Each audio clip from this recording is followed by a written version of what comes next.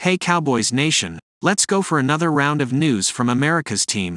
Watch until the end so you don't miss any news and sign up to stay tuned for everything that comes out about the Cowboys. Cowboys 6'7" cyborg tabbed likely to make roster as UDFA. When the 2024 NFL Draft was meandering through its final set of picks, the Cowboys honchos looked at their board of remaining players and were left with raised eyebrows. There was one player still there, whom the Cowboys had ranked as a probable fifth-round prospect, Minnesota tight end Brevyn Spann-Ford. Even before the final picks wrapped up, even before he'd officially gone undrafted, the Cowboys began making calls to get Spann-Ford to sign as a free agent. It was not easy. Other teams had taken notice of Spann-Ford's free agency and were trying to get him to sign too. So the Cowboys made an unusual move.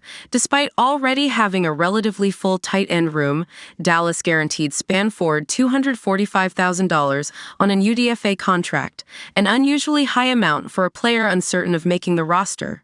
But given the team's weakness on the offensive line, the Cowboys could see that Spann-Ford has the potential to be a particularly useful weapon as a blocker. He's 6'7" and 260 pounds, and ranked among the best non-lineman blockers in college football last year.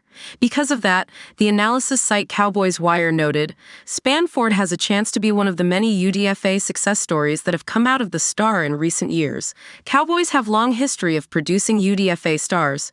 It is quite a list, as Cowboys Wire pointed out. Tony Romo is the biggest name, but the Cowboys' UDFA prowess has also produced the likes of Cole Beasley, Miles Austin, and Marquise Bell. Now, the site writers, Spann-Ford has a chance to join that group. Standing at an impressive 6'7" and weighing 260 pounds, Spann-Ford brings a big-bodied presence to the team's tight end room. The Cowboys were so keen on securing his services that they outbid other teams, offering him a $20,000 signing bonus and a substantial guarantee of $225,000.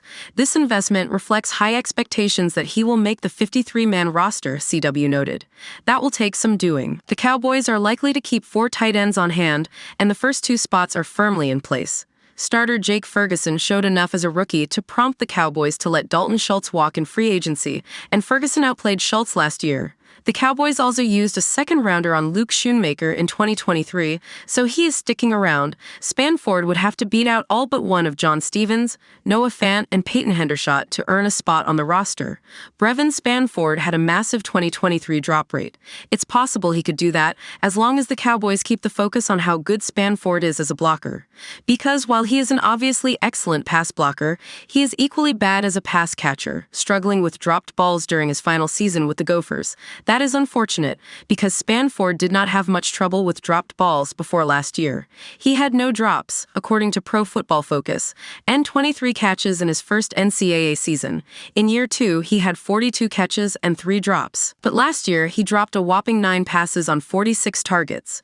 26.5% drop rate is the highest by a player in all the years PFF has measured those stats. The Fort Worth Star-Telegram wrote of Spann-Ford.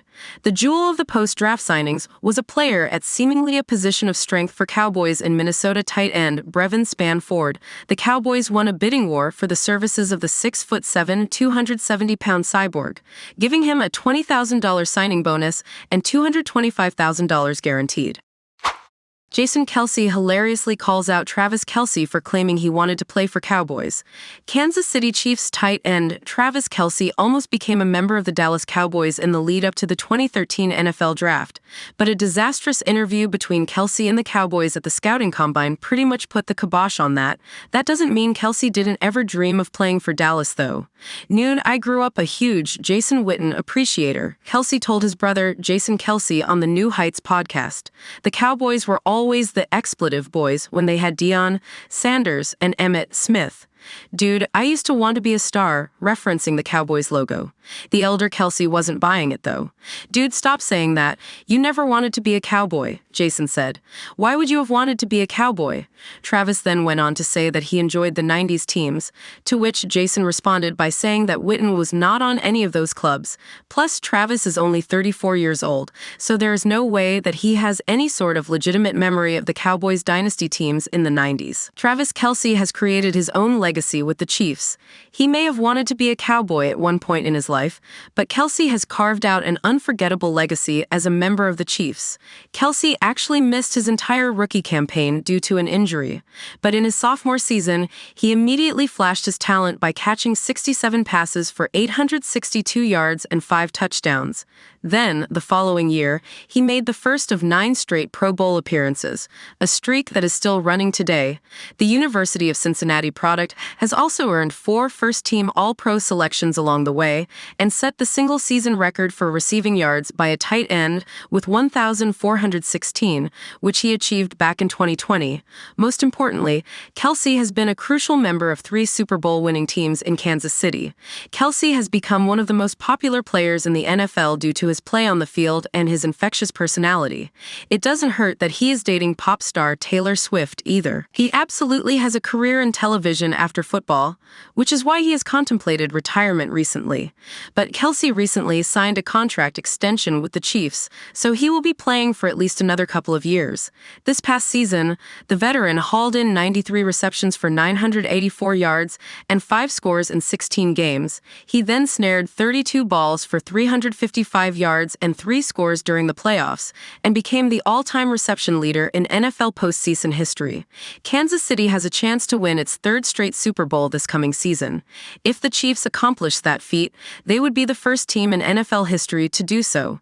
If they are going to do that, they are going to need another big year from Kelce, who has become Patrick Mahomes' favorite and most reliable target. And just think, the Cowboys could have had Kelce. Mike Zimmer keeps it real on how he'll handle Cowboys defense.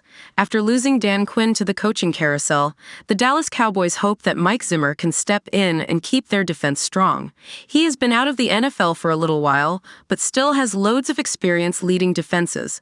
Zimmer spent 7 seasons in the early to mid-2000s serving as the Cowboys' defensive coordinator after 6 seasons as a defensive assistant, spending most of his time with the secondary.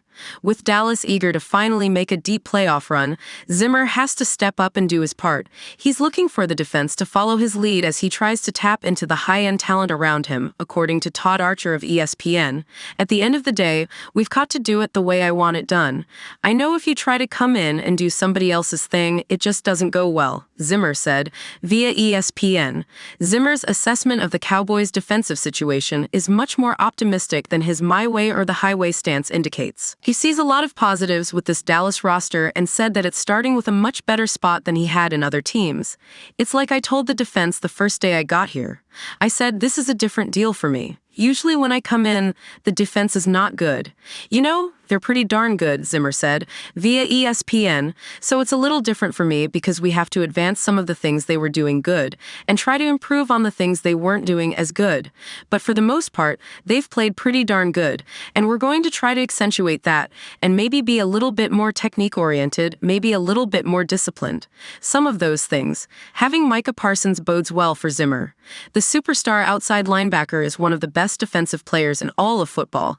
Should Trevon Diggs come back strong after tearing his ACL, the Cowboys will have their star cornerback ready to make plays behind Parsons and fellow Pro Bowl lineman DeMarcus Lawrence again.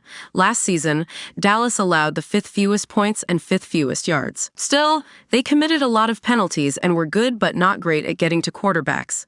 There is plenty of improvement to be made going forward, though the starting point, as Zimmer said, is quite good already. The Cowboys should once again be strong on offense, albeit with some new faces stepping up as the key playmakers.